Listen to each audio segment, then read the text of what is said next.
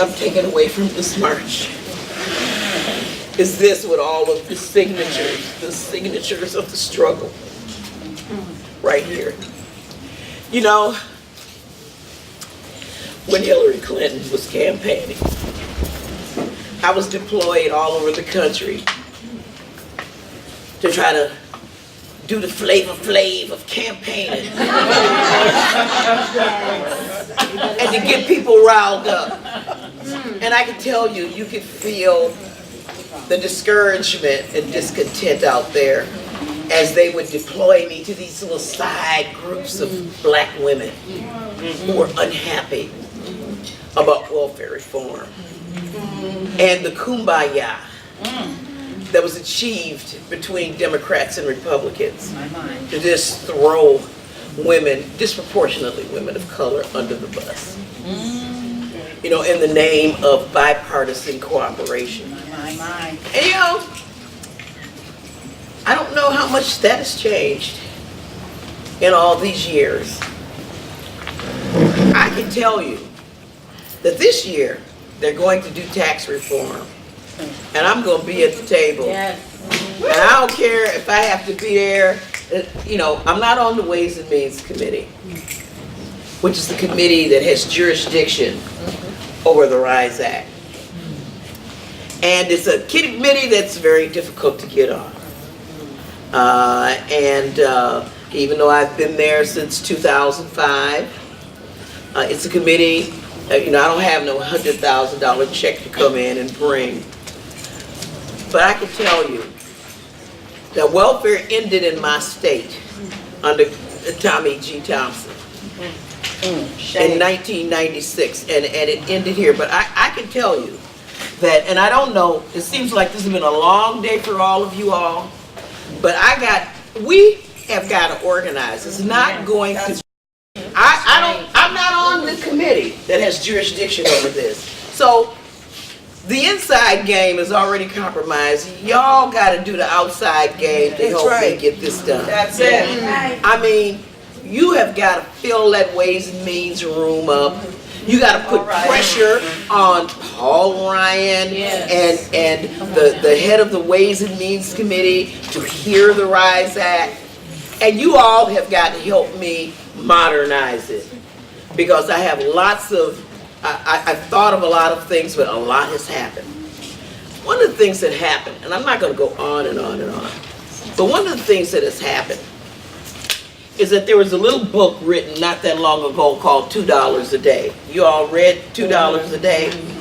Where during this last recession, researchers discovered that as a result of the way we've restructured welfare, that there are at any given month, there are 1.5 families with 4 million children in it who live off of $2 a day or less per person.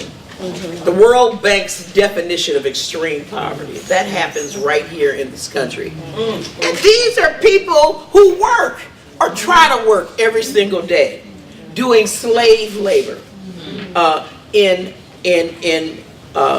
our country. And I listened to Donald Trump's speech yesterday, and I went back and downloaded it so I could read it again. And one of the biggest applause lines he got, big thunderous applause, he said, "We will get our people off of welfare and back to work, rebuilding our country with American hands and American labor." I said, "Are these people going to pick cotton or what?" Let me tell you, if in fact this country wants to deliver on welfare reform, and they want to put people back to work, I'm telling you, we are prepared as a group to storm the White House and demand welfare reform.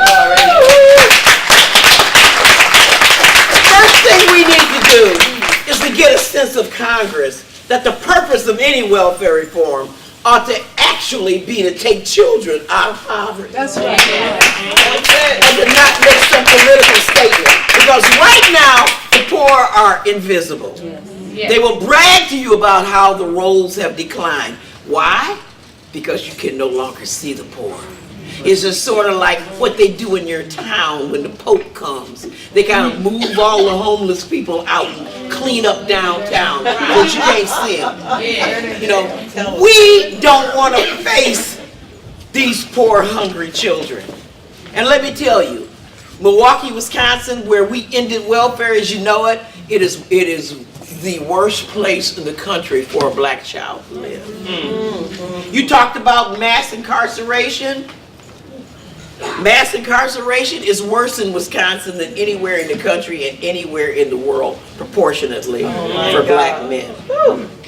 You know, you talk about the epicenter of oppression, and you're talking about the place from which I hail. And I was on welfare. I was on welfare, just like she said. And they forced me to put my daughter in foster care because they counted the scholarship money I had gotten for college. I was pregnant when I started college. They counted that as income. Oh, please. And so in order to go to school, my eldest sister went and got a foster care license to take my baby. And they came and busted me in my pajamas at my sister's house. Have mercy. You know, and so they tried to end it. And so it took a lot, like you said, to keep my family together and to get an education. And so I got to a place I stopped bragging about being able to go to college and be on welfare because that is one of the things that they have absolutely resented. So part of my bill will be to give women educational opportunities. Duh! You gotta have an education in order to get a job. So I want to hear about how you're trying to get people off welfare and you won't even let them go get a CNA license. You know, the restaurant tours in this country came to our governor and said we got to have welfare reform because we cannot force these women to work when they've got Medicaid and when they've got food stamps. These women are pretty smart. They figured it out, that they're better off on welfare than coming to wipe down tables at our stores. And you got to snatch the safety net from up under them. We got to regulate the poor. As Piven said, we got to regulate the poor, forcing them into slave labor. We got to turn that around, y'all. And I need every single one of you all to do that. Lyra H. is here with me today. She's my legislative assistant. Y'all know Izzy. And my chief of staff, Sean Guard. Stand up, Sean. But you'll, stand up, Sean. All right. Sean has my back. And let me tell you. Sean is rude. Let me tell you. Sean is something else. Let me tell you about him. He's worked for Goldman Sachs. He's got the 7 series license. He all that. And let me tell you something. He knows the tax code. He knows how to find the money to take care of our women and babies. And he's going to be our main partner to us as we get the RISE Act done. I can tell you that I hail from Wisconsin. And of course, Paul Ryan, our speaker, is from Wisconsin. One of the things Paul Ryan has agreed to already is that monies paid in child support ought to be passed through directly to the families and not through state and federal governments for back payments, hospital bills. We have got to make sure that victims of sexual violence and human trafficking are not penalized in our welfare system by not providing them with the assistance to escape those violences. We've got to make sure that we guarantee child care for TANF work eligible recipients. And not just as soon as they make $8 an hour, we kick them off, but up to 250% of the poverty level or more. If you want to get welfare recipients off welfare, then we need to definitely build a bridge for them and a ladder for them and not just have it be rhetoric. And we're going to make them live up to the promise to reform welfare and to get women off of welfare. We are not going to allow them to criminalize poverty and subject us to drug testing in order to get aid. tell you something. I was never so mad as when Paul Ryan stood in front of a drug treatment program. God knows we need drug treatment programs. Stood in front of a drug treatment program to roll out his poverty initiative. Oh, please. What do the two have to do with anything? Go stand in front of Goldman Sachs with your drug, with your program. Get some of them folks off drugs, off of cocaine.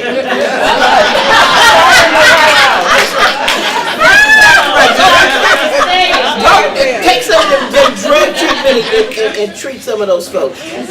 We're going to give Indian tribes the authority to operate their own TANF program.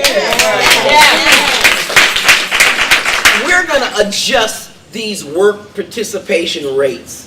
Okay? You want us to work, but we're not going to let you cap educational opportunities for women and not count individuals with disabilities as part of meeting that work-related activities goal.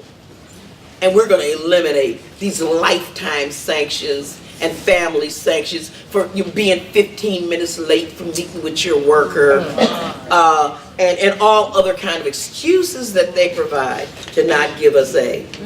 You know what? Y'all are the wind beneath my wings.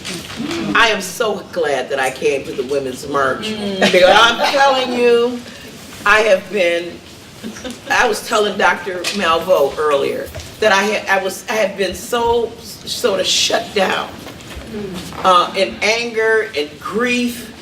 But you know something? Anger and grief gives rise, there's power in that.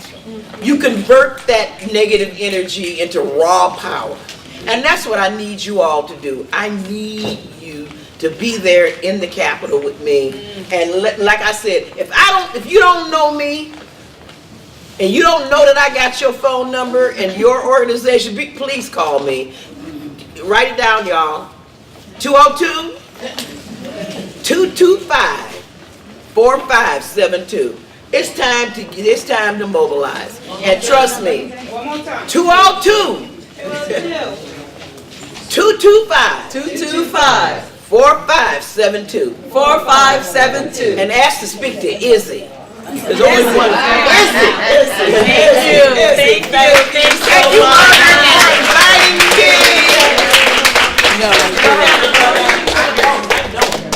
You know what? Tell me what you just said. We have got our marching orders.